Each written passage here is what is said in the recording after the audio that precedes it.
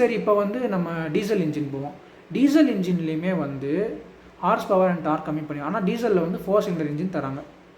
இப்போ வந்து நீங்கள் இந்த கார் எடுக்கிறீங்க அப்படின்னா நீங்கள் டீசல் போகிறது கரெக்ட், நல்லது.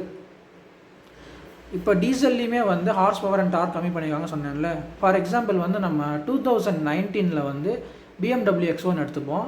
அதில் வந்து டீசலில் வந்து 190 bhp அண்ட் 400 Nm ஸ்டாக் கொடுத்தாங்க. இது வந்து 3 சீரீஸ்லையும் அதே ஹார்ஸ் பவர், அதே டார்க், அதே இன்ஜின். அப்போ வந்து 3 சீரீஸும் X1ம் வந்து ஈக்குவலாக இருந்தது. 3 சீரீஸ் எடுக்கணும்னு நினைக்கிறாங்க, ஆனால் வந்து கிரவுண்ட் கிளியரன்ஸ் கம்மியாக இருக்குன்னு கவலைப்படுறாங்க அப்படின்னா அவங்க வந்து X1 போயிடலாம், BMW X1. இப்போ 2025 வந்து 3 சீரீஸ் இங்கே இருக்குன்னா BMW X1 வந்து ஒரு படி கீழே இருக்குது.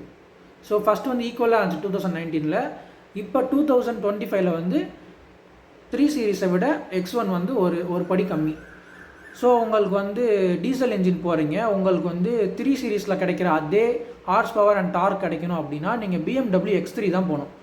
X3 பார்த்தீங்கன்னா உங்களுக்கு வந்து ஆல்மோஸ்ட் 1 crore வந்துடுது ஆன் ரோட் ப்ரைஸ் டீசல். ஓகேவா? ஸோ இந்த வீடியோ வந்து உங்களுக்கு தெரியணுன்றதுக்காக தான் போட்டேன். நான் வந்து எதையும் குறை சொல்லலை, இருக்கிறது தான் சொன்னேன். இந்த வீடியோ வந்து நீங்கள் தெரிஞ்சுக்கணுக்காக தான் மட்டுமே தவிர எந்த பிராண்டையும் வந்து அசிங்கப்படுத்தணும் இல்லை நெகட்டிவாக சொல்லணும் அப்படின்ற மாதிரி கிடையாது. Bye friends.